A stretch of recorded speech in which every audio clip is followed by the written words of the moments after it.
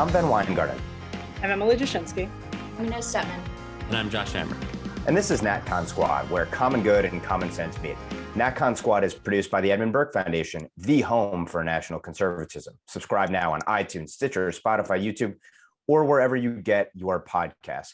All right, well, we've got four very diverse and compelling segments to go through today. First, Emily's going to open it up with a segment on the left's lack of tolerance for, understanding of religious liberty. I'll talk a little bit about the left's commitment and devotion to injustice. Inez will talk about dangerous new Title IX regulations. And last but not least, Josh will take us home by talking about Joe Biden's sure to be ill-fated visit to and with Saudi Arabia. So with that, let's kick it over to Emily. All right. So it's that time of year. We've been talking a lot about the Dobbs case and about Roe, but this week a decision was brought forth, was rendered in the case of Carson v. Macon. I think that's how you pronounce it, or the Macon or Macon, M-A-K-I-N. A lot of listeners have probably heard about that decision so far, but I think what's most interesting, actually, as Tim Carney points out, is the dissent. As Tim wrote, the liberal minority on the Supreme Court showed its dedication Tuesday to religious discrimination. In an angry dissent in the case, the three liberal justices chastised the majority for striking down a law that explicitly discriminated against religious institutions. So there's a lot of negatives there. He's saying the liberal justices chastised the majority for striking down a law that was explicitly discriminatory against religious institutions. And Tim writes, this is important. This is laughable in an era which progressivism has effectively taken the status of a religion. Liberal counties and cities aren't even pretending to be value neutral anymore. They're explicitly using public schools to advance their religion.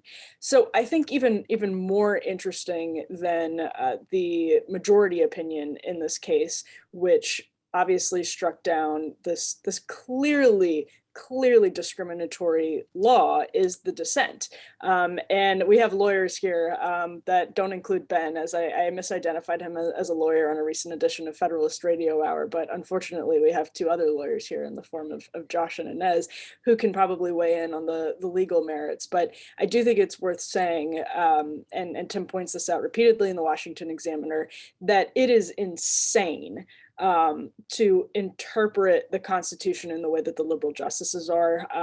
It's completely ridiculous, because this is not establishing any form of state religion. It's merely saying that schools, and Inez, actually, you probably are up on this because you've done a lot of work in this space.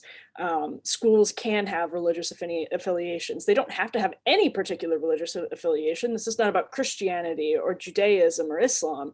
This is about schools that get public funding, having just any ability to identify with a religious affiliation.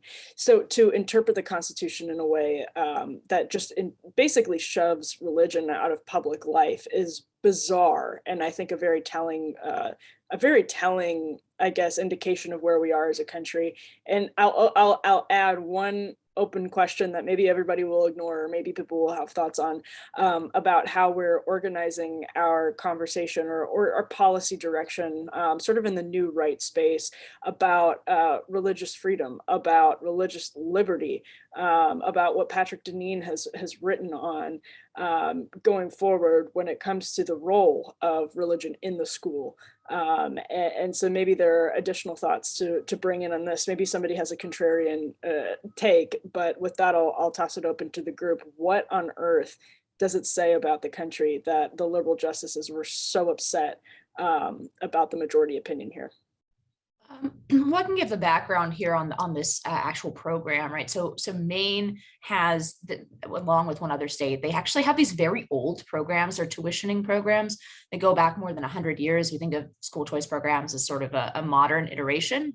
And the first modern one was passed in the 1990s, but these are much older than that. And that's because the state of Maine is super rural.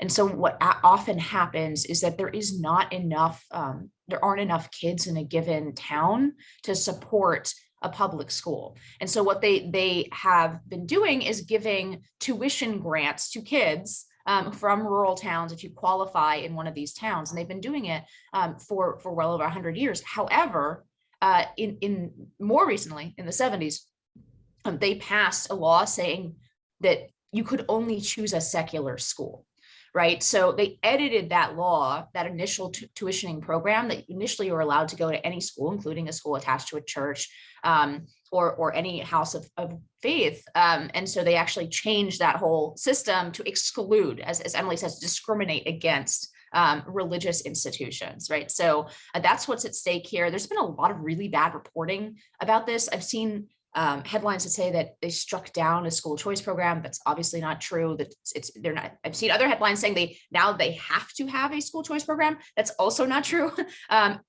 All this decision says is that if a state decides to open up a school choice program, or for example, any other government program where they're doling out benefits, they cannot discriminate against religious institutions. They have the same footing as anyone else to apply for it. In this case, they can't tell parents that they can't choose a religious school if they're saying choose from any school you want, but only the ones that aren't attached to a faith. So that's what's going on here. I just have two little sort of bullet points, and I'm sure Josh will dig into both of these, but one, to pick up on your point, Emily, about the sort of conception of religious liberty. I think that's the way we've been thinking about a lot of our rights as kind of islands in a sea of liberalism, of cultural liberalism, and that's obviously not a sustainable solution going forward, right? That doesn't necessarily or doesn't necessitate any particular sort of policy or change, but it does mean that we need to start conceptualizing these things. You can't just like sit in your Benedict option island on any of this stuff, right? The waters will swamp the island eventually. And then that has implications for how we think about religious liberty versus like a public commitment to faith or some kind of providence or God, right? And that's very much a modern post-60s thing that we think about it that way. That was not the tradition of America and the concept of religious liberty in America going back.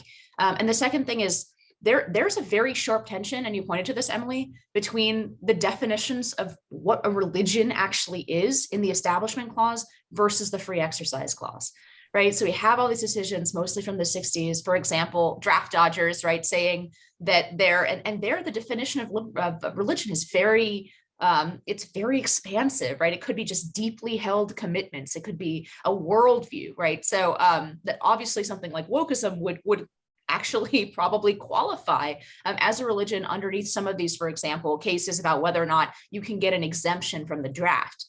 On the other hand, when you move over to the Establishment Clause, right, there the definition of religion is narrow. That would exclude any kind of worldview or anything that is not kind of an organized religion is actually excluded from the definition of religion under the Establishment Clause, which makes the Establishment Clause quite broad, right? And the free exercise quite narrow in a certain sense. Anyway, so there's a tension there, and there has been a tension for decades in Supreme Court precedent. And it's like not a tension that anyone seems interested in resolving. But with that, I'll kick it out to Josh and Ben. All right, so a lot to say, not a whole lot of time. So maybe we'll come back to this in closing thoughts because this is a really rich area. So obviously a good decision. It is a remarkably straightforward application of two very recent precedents, the Trinity Lutheran case of 2017 and the Espinoza case of 2020. Really, a lot of these cases go back to the history of so-called Blaine amendments, which take their name from a Republican congressman from the late 19th century named Blaine, who himself was a pretty avowed anti-Catholic bigot. And he basically tried to propose not just a U.S. constitutional amendment, but he then subsequently tried to shepherd through state constitutions amendment that would effectively prohibit public funds towards going to the direct subsidization of private religious education. So there's a very straightforward decision. So good for that. On the Establishment Clause issue, so I'm actually working on a long essay right now with someone who will be very familiar to those who follow the NatCon orbit closely, that basically argues that the entire edifice of so-called separation of church and state is a lie. So to kind of go back to first principles, Separation of church and state goes back to this 1802 letter that Thomas Jefferson wrote to the Danbury, Connecticut Baptist Convention. Thomas Jefferson, of course, was not even there when the Constitution was ratified. This letter is 231 words. It is not exactly a prolific piece of scholarly discourse. The court did not actually read that phrase of separationism into the constitutional fabric until a case called Everson in 1947, 145 years after Jefferson's letter. So, now that we're approaching the end of Roe versus Wade, and I'll cut myself off here to make sure Ben gets some time in, I think a case like Everson is really looking like a big case to target. Yeah, so I'll be brief here. First of all, also going back to first principles, the founding fathers, even those who were not the most religious, were avid promoters of faith in America. They did not believe in having a theocracy in America. They, of course, believed in religious pluralism, but they also didn't believe in promoting an anti-faith like progressivism. And for these judges, in their opinions, like, for example, the senators themselves who have tried to slap religious tests on judges to come before them, the dogma lives loudly within them. And that dogma is the dogma of progressivism, which brooks no dissent and cannot tolerate any competing belief systems, faiths, as a counterpart to its anti-faith. So I think this is perfectly consistent with progressive ideology. I'm glad that a blow was struck here for religion in America and promotion of religious liberty and pluralism in America. The state religion should not be progressivism, nor any other religion. So with that, I'll move on to a somewhat related topic, I guess, and that is our Department of Injustice. And I think there's a very telling line early on from Merrick Garland with respect to the January 6th committee, when he said essentially that he and his fellow prosecutors at DOJ would be avidly watching it as they engage in their own January 6th jihad. Now, there's a remarkable contrast here, of course, between the screws being put to everyone and their mother via this committee, and then the DOJ that's effectively, it seems, working hand in hand with it, as Merrick Garland himself articulated, with then the utter silence, essentially, on the threats to life and limb of Supreme Court judges. The fact that the DOJ, of course, is not enforcing the law when it comes to those who are menacing judges in protesting outside their homes, trying to get them to potentially vote another way, the way that they want with respect to the Dobbs case. And then also, of course, the raft of threats, and many of which have been acted upon on pro-life individuals and entities. There was a recent report this week out showing there were some 40 plus attacks on pro-life individuals and entities, including fire bombings and beyond, just since the leak of that draft Sam Alito opinion. Meanwhile, of course, on the other side of all this, look at the leniency of the DOJ, of course, with respect to the summer 2020 rioters. And there have been a number of revelations here, a few cases briefly. One, infamously, there were two New York lawyers who threw a Molotov cocktail into an NYPD vehicle. Thank God there were no officers in that vehicle. Originally, they were facing terrorism charges and sentences of up to 30 years in prison. This DOJ recently allowed them to agree to a plea deal that walked down from a prior plea deal, which had only carried a max sentence of 10 years for possessing and making an explosive device, to a new charge of conspiring to assemble a Molotov cocktail and damage an NYPD car, which is likely to result in all of 2 years of jail time. So that's 30 years down to 2 years. One of the perpetrators here was accused of having a store of fire bombs in his vehicle beyond the one that they threw into this NYPD vehicle. And he was videotaped attempting to hand them out to other rioters to cause more chaos. So this is justice, according to this Justice Department. Another perp tried to ignite an NYPD vehicle by lighting a glove on fire and put it under that vehicle during these riots. He faced a mandatory minimum sentence of 5 years and a maximum of around 20 years for an arson charge. What happened? After 9 months of deferred prosecution and anger management courses this perpetrator took, all charges were dropped by the Southern District of New York. One more case, or these follow several other cases, including dozens upon dozens of deferred prosecutions or outright dismissals of those charged with federal crimes with respect to the Portland summer 2020 riots, where, of course, a federal courthouse was under siege and attacked for weeks on end, as well as one of the most odious cases of an individual who burnt down a Minneapolis pawn shop, killing a father of 5, therein, was only charged with arson, was supposed to receive a sentence of around 20 years, and ended up getting 10 years at the urging again of this Justice Department, who invoked the words of Martin Luther King in talking about the fact that rioting is the language of the unheard. Also, of course, from a Department of Justice that it seems is protecting Joe Biden by going after those who dared to potentially try to obtain Ashley Biden's diary with all the sickening contents therein. And I think, so what is the main takeaway here? The progressives are being soft on crime in cities across the country, but at the highest levels, progressives are incredibly hard on thought crimes in this country. And I think there ought to be equal outrage applied to both. And the not so rhetorical question that I ask, as we see guilt or innocence essentially being predicated on identity or ideology today, is what's the Republican plan to deal with the fact we have no justice system anymore? Not maybe in effect, but in reality here. And how can anyone appeal to neutrality given the state of this system? Those aren't necessarily rhetorical questions. I'm open to your thoughts on any of these points and any proposed remedies. Do you see anyone out there saying or doing anything about it beyond tersely written letters to Attorney General Garland?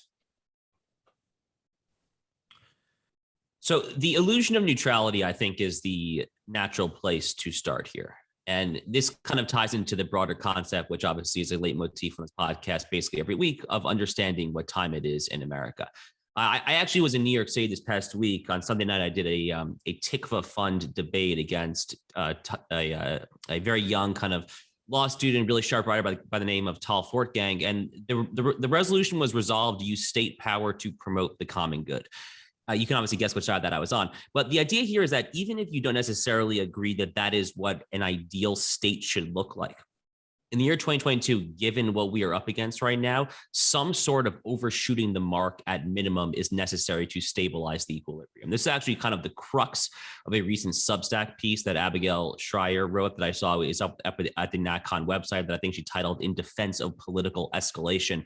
So what that means, I think, in kind of concrete rule of law justice terms, kind of take it back to your point, Ben, is to do something that, I tend to phrase this in provocative fashion, but I think the substantive point happens to be correct, which is rewarding friends and punishing enemies within the confines of the rule of law. If they are going to be selectively prosecuting people, if they're going to be selectively letting people off scot-free, then it is simply unsustainable for us even in our own enclaves, our own bastions here in Florida and Texas, elsewhere, to not do the same. Like some degree of reciprocal tit for tat at a bare minimum, I think simply has to be not just on the table, but actually utilized and operationalized.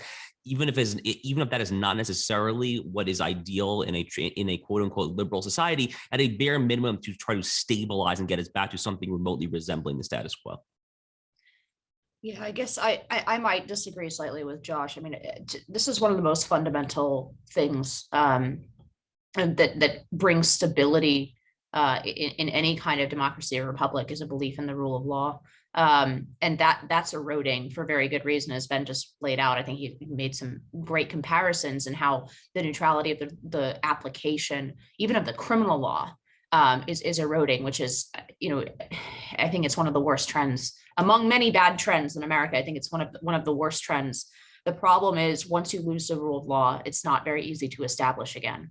And I guess that's where I disagree with Josh. I think that it's you can't really. I agree with Abigail's piece very much, that I think like we need to essentially reestablish a kind of equilibrium. I just think that within the rule of law, we should be working. I guess the second half. I want to emphasize the second half of what you just said, which is within the rule of law. Once the prosecution becomes as politicized as it has been on the left, like a corresponding political prosecution on the right, I don't think will actually solve the problem. I think what it'll do is turn us into a banana republic where everybody comes out of power and gets prosecuted. And unfortunately, that's the direction where we're headed. But I don't know. I'd point to the Lyceum Address again, right? It's what the worst things that will happen in this republic, if it can still be called a republic, will be when the average law-abiding American loses complete faith with the rule of law. And just like with, for example, racial resentment, this is a conflagration, I can't say that word, that the left has been playing with for a very long time. It's accelerating, playing with this very, very dangerous fire. And yeah, I mean, I agree to the extent that I think that we're all headed in a very, very bad direction. I would say just in terms of practical reining in the DOJ, one thing that we should look at, and I don't see this as escalation in the sense that Josh is talking about, but unlike, for example, courts themselves, the DOJ is ultimately a political branch. It is, you know, the people, the career DOJ folks over there, they're supposed to be held to a standard of professionalism, but that doesn't mean they're held actually to a standard of political neutrality, which I agree with Josh is impossible. So when Republican presidents come in, they need to be able to replace the staff of the DOJ. And not to, and most of those careers are coming out of law schools that are extremely far left, and they hold to basically the principles of the far left. Those folks should be fireable. They should be fireable, and they need to become fireable, and they need to be able to have a bench of actually, you know, people who can fill those positions who are not beholden to the principles of the left. And with that, I'll kick it to Emily. Yeah, and that's such a long-term goal that the question is, again, the race against the clock dynamic. Could that ever happen in the time that the DOJ doesn't give the average American, you know, reason not to lose confidence in the rule of law? And that's going to be the problem moving forward. I mean, if you look at somebody like Merrick Garland, who in some senses is legitimately a moderate, let me finish, a moderate in the sense that he's not, you know, this far left fringe activist, but even in this environment, somebody who, you know, whose nomination was flirted with to the Supreme Court by Republicans who flirted with confirming it, somebody like Merrick Garland can't get or has to act like this, behave like this in this political environment because of political incentives and because of very real ideological shifts.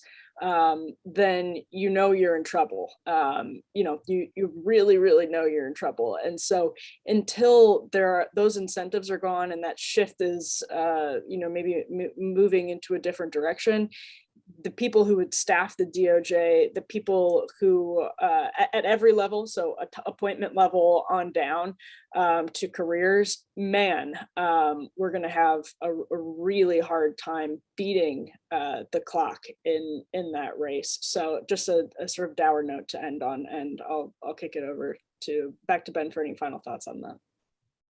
Yes, my final thought is I think we're already in the banana republic. We're in an abyss. To turn the question back around, on what grounds should Americans have confidence that we still have a rule of law? And on the Merrick Garland point, I've been thinking about this lately. You know, on an absolute basis, if you were to compare Merrick Garland to Eric Holder, who is more radical? I think Merrick Garland probably comes out more radical. And that, to your point, Emily, is a function of the times, but he's only a moderate in the sense of like a Menshevik versus Bolshevik continuum, or the fact that criminal charges haven't been leveled against Donald Trump yet, but there's still plenty of time. So stay tuned for that.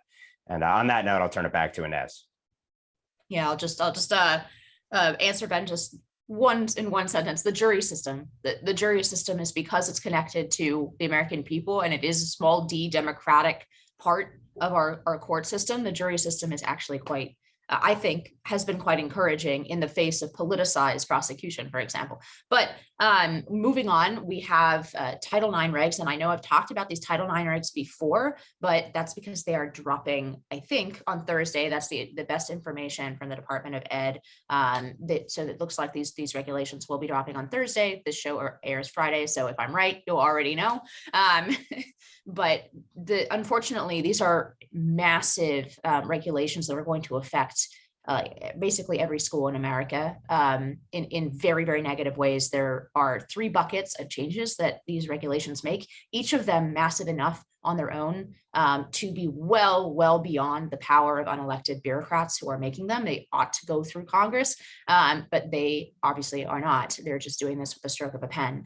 The first and most important is they're redefining sex, right? And to the drum that Josh likes to beat, Gorsuch had a large hand in this. He has given the platform in talking about other parts of the Civil Rights Act. He has given the language and the shape to actually redefine sex in Title IX. And that means that every school that takes $1 of federal money, which is nearly all of them from kindergarten all the way up through, law schools and graduate schools, cannot distinguish between biological men, biological women, boys and girls. That means for sports teams, locker rooms, sororities and fraternities, right? They cannot distinguish or recognize the biological distinction between men and women. That itself is incredibly sweeping. There are two other major changes that are being made here, both in contradiction to Supreme Court cases. So one is the due process regulations that the Trump administration put in, which are just a duplication of what federal courts have already said. This is something that affects primarily young men on college campuses if they're accused of sexual misconduct. Under the Constitution, they are supposed to have a certain standard of due process to make sure that they did, in fact, commit the acts that they're being accused of. Colleges and universities have been wanting to circumvent those due process regulations and have been circumventing them, but this is going to make it official. It's going to say, no, actually, you don't need to respect any modicum of due process on college campuses when you're accusing someone of sexual assault. So basically the Kavanaugh standard for all campuses. And third, unfortunately, a lot of these issues have secondary implications for freedom of speech. So there's a battle over pronouns. Now there's a school that's actually getting out ahead of these Title IX regulations and anticipating them, saying that they have opened a Title IX investigation into an 8th grader in Wisconsin for refusing to use they, them pronouns for his classmates. So that's the kind of thing we can look forward to, the eating into free speech on this issue. And also the expansion of the definition of harassment and sexual harassment to include protected speech, like things that are very, very clearly protected speech. Supreme Court has said are protected speech, and just in a common sense way have absolutely nothing to do with sexual harassment. So like in this case, before this regulation from the Trump administration was in place, you had universities actually opening Title IX investigations into their professors for writing publicly available articles about sex roles or gender roles in American life. So you have Title IX investigations for harassment, for making general claims about men and women and how they interact in society. So these regulations obviously are massive. They are coming. We will have a notice and comment period. This is the facsimile of the democratic process that we have now is the administrative, under the administrative state, we have a notice and comment period. So I don't know, I'll kick it out to you. Do you think that this is going to be, do you think it's going to be a factor in the midterms? What do you think about these regulations, and how can we have some hope to fight back against them? It won't be a factor in the midterms because the Republican Party has no idea that they need to be shouting from the rooftops that this is what Democrats are doing to college campuses and to K through 12 schools. So they're doing it from their perch at the Department of Education, similarly to how the Obama administration, in fact, we wouldn't be here if the Obama administration hadn't done this via Dear Colleague letters twice, actually, I guess 3 times. There were 2, and as you can correct me if I'm wrong, but there were 2 campus rape Title IX Dear Colleague letters. And then there was the third in 2016, which Camille Paglia sort of wondered whether that was, she said that's when she realized Hillary Clinton was going to lose the election, is when John King's Dear Colleague letter came down the pike and basically read gender identity into on the basis of sex. Title IX, which is turning 50 this week, there will be all kinds of events with this very interesting coalition of many cases feminists, female athletes that are completely apolitical or left-leaning, coming together with conservative groups who may have opposed Title IX, interestingly enough, over the years, but now recognizes that this is the settled sort of precedent, and it's being used even worse as a weapon to mainstream further and to really hurt children at every grade level in every corner of the country via the vast administrative bureaucratic state. So it's immensely frustrating to, I think, parents and kids, and to people like Inez and I who follow this really closely. I cut my teeth as an intern for Christina Hoff Sommers, working on a lot of these issues, especially during the days of the kangaroo courts, the Obama administration kangaroo courts, which were tragic and a disaster. And just watching that unfold was like watching a car wreck on the highway for several years. It was just terrible watching it unfold in slow motion. So it feels like, the wind is at everyone's back. Feminists have realized it. At the end of the Obama administration, Emily Yaffe had a great 3-part series in The Atlantic about why this is bad. But here we are, moderate Joe Biden's administration is bringing it back, getting favorable media coverage. So I guess I'm not super hopeful.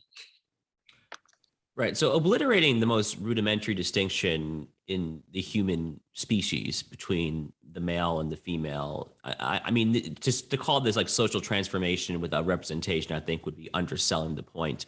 And I certainly hope that some measure, probably no small measure of civic resistance, if need be, will be the remedy to meet this outrageous, just simply outrageous administrative ruling. I want to spend a moment talking about what Inez properly called a hobby horse of mine, which is Justice Gorsuch and what he did in the Bostock case. I think what happened in Bostock, now viewed 2 years after the fact, now seeing what we have now seen, is it's many things, but among other things, it is a cautionary tale in not giving our domestic enemies an inch when we know that they will take it a mile or 10 miles. So in the Bostock majority opinion, Justice Gorsuch purported to say, our holding today is strictly limited to the confines of Title VII, but of course, as so many other commentators noted immediately, the exact same logic naturally applies to Title IX. There was nothing whatsoever about the legal logic in Bostock that would have cabined it to Title VII other than Gorsuch's somewhat effete and limp recommendation that they do so. And the left has done this time and time again, going back to the same-sex marriage litigation. So the Windsor case of 2013, this is the case where Justice Kennedy strikes down the Defense of Marriage Act by saying that that marriage is just an issue for the states. It's a federalism issue. Notwithstanding that, lower courts in the federal courts of appeal over the next year, year and a half started willfully defying that guidance and saying that, oh, well, once you sneak in this language of crypto animus that Kennedy snuck into Windsor, therefore there is a 14th Amendment substantive right. And that obviously led right to a Burke. So it's a cautionary tale to just not give our domestic enemies an inch whatsoever. So holding aside just the legal reasoning that went off the rails there in Bostock, there was a lack of prudence as well, I think. So briefly, I would say I think that this issue illustrates the idea that our justice system really is being hollowed out in a million different ways, even if it's not our formal justice system when it comes to what transpires in universities. And of course, we all live on the campus today out in the real world, but the most regressive and odious of new developments, novel inventions at the university level will almost assuredly filter into every other aspect of American life.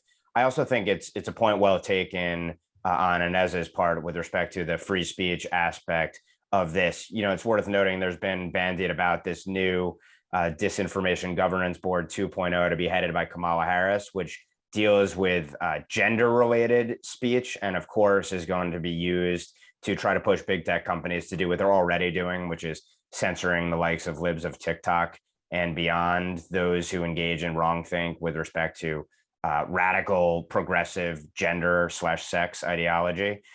Here, I think you're going to see once again speech that they do not like is going to be cast as harmful and violent and therefore meriting punishment at the campus level. And we're just going to see this, of course, ultimately evolve out into the real world as well. So a development worth watching. But to Emily's point, of course, our purported representatives in Washington probably won't have one iota of a thought about it. On that note, let's turn it back to Josh to talk about Joe Biden and Saudi Arabia. Okay, yeah, so a real curveball here, but it is a topic that's on my mind, so I wanted to do a segment on this. So when Joe Biden campaigned for the presidency in 2020, he referred to the Kingdom of Saudi Arabia repeatedly as a quote-unquote pariah state. He even said that he would refuse to meet with Mohammed bin Salman, who is the reform-minded crown prince of Saudi Arabia. A lot of this goes back to the death of Jamal Khashoggi in the Saudi consulate in Istanbul, Turkey in 2018. So I think it's worth just unpacking a lot of this, especially as we look forward to over the next few weeks, Joe Biden, assuming his health, stays the same, which is always a major caveat these days, that he's planning on taking a trip to the Middle East, where I think he is going to visit Israel and Saudi Arabia, possibly other places I can't exactly recall. So this is viewed as kind of a big shift in policy from calling it a pariah state to then going to visit Saudi Arabia, which of course is a major OPEC oil producing country right in the midst of 4-decade high gasoline prices. So I think it's worth unpacking, especially kind of the Khashoggi information operation part of this story. So I think over the past 6 months, actually, really, or maybe over the past few months, I think Washington, D.C. named this street outside the Saudi embassy in D.C. Jamal Khashoggi Way. I mean, I see Ben, who I assume is going to want to jump in right after me here, because my brain just wants to explode here. So let's just go back to and revisit exactly who Jamal Khashoggi is. So Jamal Khashoggi was born in Saudi Arabia. He was very friendly with the Wahhabis, with the Salafist regime there, kind of the pre-reform era, back when the Saudis were the singular preeminent funders of Sunni jihad around the world. He was actually, he palled around with Osama bin Laden back when Osama bin Laden was leading the Mujahideen in Afghanistan against the Soviet aggressors in the 1980s. He even followed bin Laden. He slept around in his cave. Even after bin Laden took a turn, I guess you would say for the worse, not that he was ever a good guy, but when he started like actively embracing Al-Qaeda and bombing the World Trade Center in 93, even after bin Laden was killed, in May 2011, Jamal Khashoggi actually released a statement saying that he wept for Abu Abdullah, which I think was his war name. Jamal Khashoggi ended up leaving the Saudi sphere of influence, cozying up to the Qatari regime. Qatar is a very, very small country there in the Middle East. It's one of the Saudis and the Emiratis' arch rivals. Qatar, though, plays way above its weight, so to speak, as far as Washington, D.C. is concerned. They have a sprawling information operation system in place. The Brookings Institution is ground zero for this. In Doha, Qatar, actually, they have an entire campus, Brookings does. Recently, of course, the now former president of Brookings, John Allen, it was just disclosed that he was lobbying on behalf of the Qatari government without properly filling out his FARA paperwork. Apparently, the Justice Department, speaking of Merrick Garland, one of Ben's favorite talking points, Merrick Garland apparently tried to hide this disclosure, did not want it to get out there. Qatar basically took under Jamal Khashoggi, and they basically paid him to write these op-eds for the Washington Post. Jamal Khashoggi, by the way, could not speak a word of English. There's a lot to unpack here, but I guess the way I want to kind of tie this all together is I think it is actually worth praising Joe Biden, something that we do not often do, for going forward and actually trying to reach some sort of rapprochement with Saudi Arabia. So the Saudis obviously tacitly signed off on the Abraham Accords agreements between Israel, the UAE, and Bahrain. Saudi Arabia is by far the most important Sunni Muslim country in the world for obvious geographic, historical, and religious issues pertaining to Islam.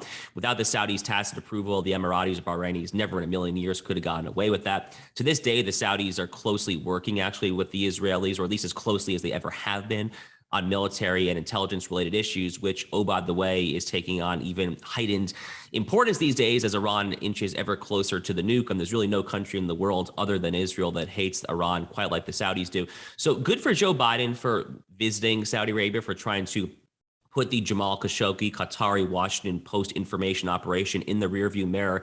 I guess I'll toss it over to Ben first, because this topic's right in his wheelhouse. Ben, what I'd be curious for your take on actually is more of the John Allen Qatar Brookings Institution FARA element of it, and why you think the Justice Department tried to bury that. I'd have to think a little bit about that, but I think the broader context here that's important is that Jamal Khashoggi, yes, the immediate term kind of initial knee-jerk response to this is, it's obviously they were so disingenuous about their hatred of the Saudi regime, about MBS, because then when they actually need them, of course, they go hat in hand back to them, begging for oil, which shows you that their proclamations about love of human rights and the like are a joke, which we, of course, knew was a joke all along, because this is an administration that wants to go back to an Iran deal 2.0, which with an equally, if not significantly more regressive regime, and does business with all manner of regressive regimes around the world. So that's a farce, obviously. But Khashoggi himself is an important figure, and this ties into Qatar and the fact that essentially the Muslim Brotherhood or Muslim Brotherhood linked regimes have owned Washington really for a long time. Khashoggi himself, one of the reasons that there was such an intense backlash after Khashoggi's apparent assassination, and I wrote about this in the Federalist back in 2018, I'd refer people to it, article is called "Why is Khashoggi being made the defining issue of U.S. foreign policy?"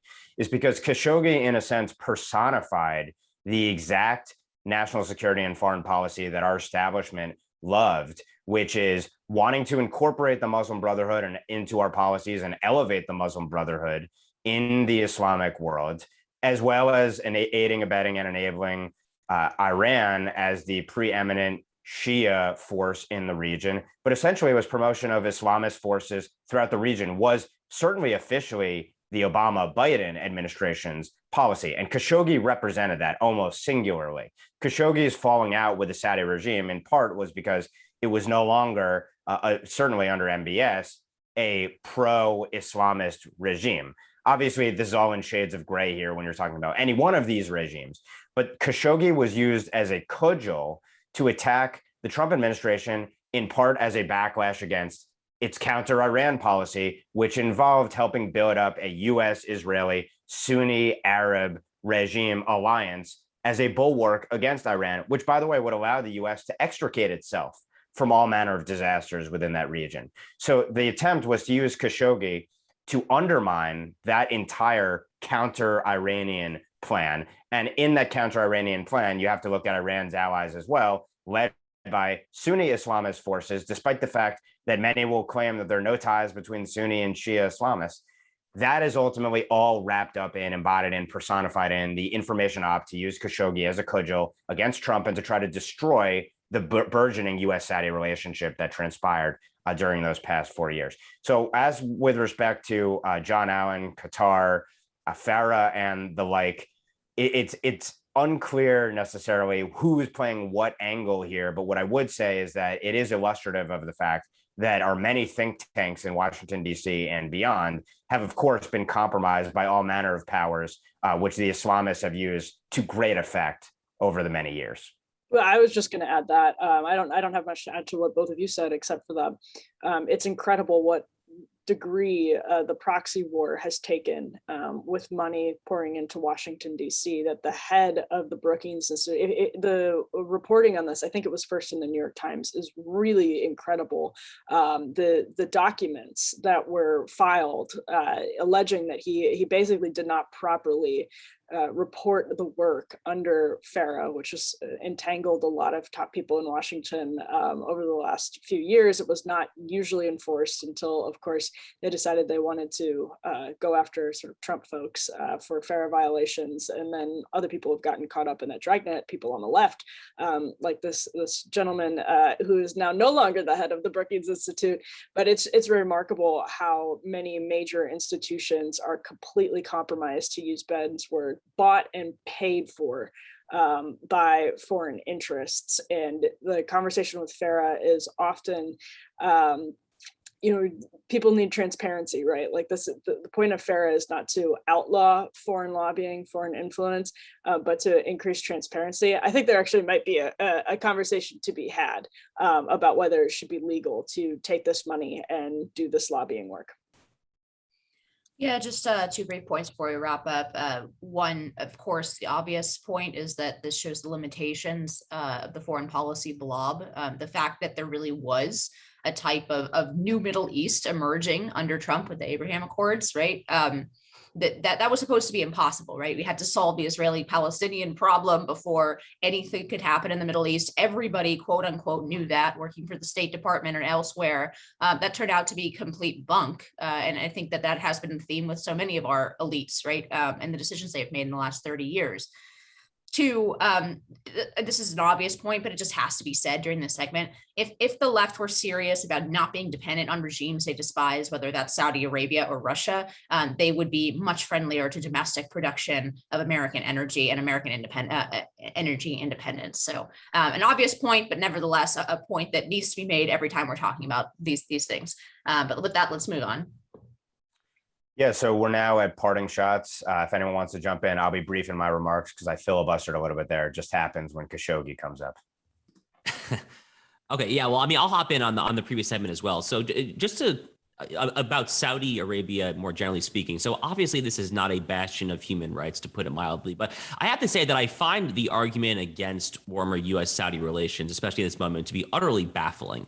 I was actually out in Arizona in February. I was, I'd say, half debating, half just discussing Middle East stuff with Doug Bandow of Cato. And the issue we probably disagreed on the most was actually the Saudi issue. And he kept on saying over and over again how like the worst human rights abusers, the war in Yemen, obviously ignoring the role that the Iran-funded Houthi rebels play in that conflict. And my point over and over again was, isn't the day and age where neoliberals and neoconservatives kind of view foreign policy through a moralistic prism, aren't those days over? Like, isn't this moment entirely about realpolitik and foreign policy predicated upon transactional relationships and who hates our enemies and who likes our friends? Well, the Saudis happen to meet that description pretty well. So I have no particular moralistic love for an Islamic caliphate like Saudi Arabia, obviously, but I view them as an extremely important ally. And I really do think Biden deserves a lot of credit actually for kind of getting over his misguided pariah statements in the campaign and actually going to Riyadh next month. Super quick, I just want to really kind of follow up from my segment last week on the Senate gun bill, which is, which has now passed the Senate with 14 Republican co-conspirators, you might say. A lot of these names, as we talked about last week, are names that are retiring. People like Pat Toomey. A lot of them are predictable names. People like Mitt Romney, Lisa Murkowski. As a former Texan and someone who is very familiar and well, in there with kind of the Texas grassroots, I just have to say, like, kind of on behalf of my friends in Texas, John Cornyn just absolutely has to go. Texas is an iconic red state and is an iconic conservative state. For John Cornyn to, I think, be the leading Republican negotiator on this bill, he obviously was booed vociferously at the Texas GOP convention recently. I thought that was that was much deserved, but I sincerely hope that he has an effective primary challenger come 2026, because one of the problems in the past is that he just hasn't had that many well-qualified primary challengers. But hopefully next time. I've never really been able to get over what happened under the Obama administration with Title IX. It just, since I started working on those issues in college, it was really stunning for me to see, just as an intern, to follow the story. It felt like a really early preview, not really early, but a preview of what was to come during the Trump years, that the country was on two different levels. One had almost like completely seceded and decided to have a new justice system, basically, that was predicated on this sort of moral relativistic postmodern conception of truth and justice. And it's amazing, really, that the moderation and normalcy that Joe Biden pledged, it's not even, nobody is even talking about that in this context. Something that's going to affect just about every single school, a huge chunk of children, every single institution of higher education except for like Hillsdale. It's amazing, and it's so radical, and it doesn't tie in, I guess, super neatly with the proxy war that we talked about between Qatar and the Saudis and DC and other countries as well, but it is just such an example of how divorced what happens in Washington and the conversation on a daily basis is from what the American people actually want and what their priorities are and should be. I think Washington's always been like that to some degree, but thinking about all of this, as we've just discussed, these different topics, that's sort of my final thought in a very literal sense, to sort of review the conversation. Yeah, I just want to pick up on that, Emily. I had similar thoughts. Well, why is a return to normalcy increasingly fundamentally further and further far left culturally? Well, we know the answer to that. It's the domination of the institutions. But a lot of the things that we have been talking about today, right, including the sort of, I wouldn't even call it a debate, but like a tension between me and Josh over and Ben over the justice system, right? Why are we dealing with questions like this at all? It's because we allowed well, two things. One, we allowed, of course, the left to dominate the education system, first from the academy all the way into K-12, and those graduates have gone everywhere, right? Like kind of like metastasizing, right? They have gone into every single institution, and that's why we see everything from newspapers to the DOJ experiencing a lot of the same sort of campus dynamics, right? But there's another point or another structural part of this, right? Which is not only because the academy has always been left for whatever the politics of America were at the time. And obviously, God and man at Yale is complaining about universities being to the left of the American people. A large part of this also has to do with the structure of the managerial revolution, right? We have so many more choke points in today's society for credentialers, for people who have connections to the academy, right? Almost every sort of powerful institution now has sort of gatekeeping credentials that we have turned the keys over at those choke points, right? To essentially first the academy and then everywhere else. And so I think that's a large part. It's important to think about that when we think about how to push back on any of this, that the academy really is sort of the beating heart of this, and getting rid of not only like actually directly sort of putting in place policies to lessen and damage the university sector, but also thinking about how in every point along the way, we can lessen the power of institutional gatekeepers and credentialism more generally. I think that that's the strategic thinking that the right should be engaging in right now, because that's really the battle. And it's going to look different in different sectors, right? There's no like sort of direct line between that strategy and a particular policy in every single sector. It's going to look different depending on how captured they are. Some credentialing you need, right? I want my surgeon to be credentialed, right? But generally, I think we need to look at the role of how powerful credentialing and gatekeeping has transformed all of these institutions and given power to exactly the sort of beating heart of the cultural left. So I was a little bit flipped before and talking about the fact that we're already in the banana republic abyss, but just narrowly on the point about due process, I'll use my kind of executive privilege here to make the final point on this. All I could think about as Inez was talking about that was Michael Sussman's jury. And obviously that's a unique one because you're talking about in Washington, D.C., truly a jury of his peers. But I mean, there are other aspects of this where you have to call into question due process as well. You have the DOJ taking notes from the January 6th committee, which is the opposite of a due process committee. It's entirely one-sided and non-adversarial. In fact, it's quite collegial because everyone staffing it is on the same side and they want to put the screws to their political opponents. And that's who Merrick Garland is taking his notes from. And then just another point on this is like the Chauvin jury, for example, was under intense pressure, scrutiny, intimidation to the extent it had ruled wrong. So do we really have a true kind of ideal jury system? And now look, always and everywhere in our history, there have been issues like these, but I think the nature and the extent of it today is something new. And that does to get to the question of what do you do when faced with this sort of system? And it does go back to your point, Inez, to the fact that we have people who have been indoctrinated into an ideology that is antithetical to all of these